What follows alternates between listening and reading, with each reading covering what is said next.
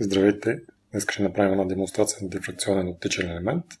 Тая линейка е като дифракционна решетка, двумерна дифракционна решетка, само че с неправилни периоди, няма периоди. И ако пресветна лазера през нея, вижте какво се получава. Тук е глобуса. Мога да местя лазера и глобуса се върти. Ето отново, да се вижда на екрана. Червения лазер светя, фокусирам го върху горната лента, мести го и глобуса се върти. Така че това са поредица от изображения, които като се движи лазера става анимация. Тук долу е съзвездие, мога да отгатнете кое е съзвездие. Тук е Луната и различните фази на Луната. Може да бъде Сърбче, пълнолуние, първа, последна четвърт. А тук е съзвездие Голяма мечка, което е свързано, нарисувано и не е свързано, нарисувано със следното само звездите.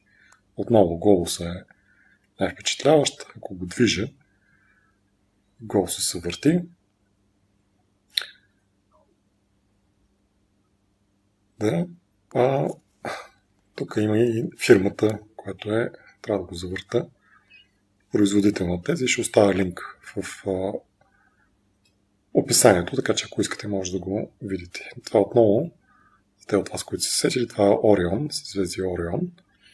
Това е дифракционна решетка, която са гръбевини, не изчислени по специален начин, какви са разстоянията между гръбевините, така че светлината, преминавайки през тези гръбевини, е като светлина, минаща през отворчета, двумерна дифракционна решетка, в някакво направление се усилва и се получава светощо петно, в друго направление отслабва е тъмното петно и се получава всяко изображение.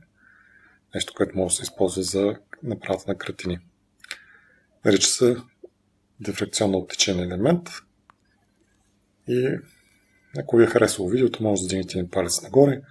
Ако искате да учите физика, запишете се да учите физика в физически факултет на Софийския университет. Чао!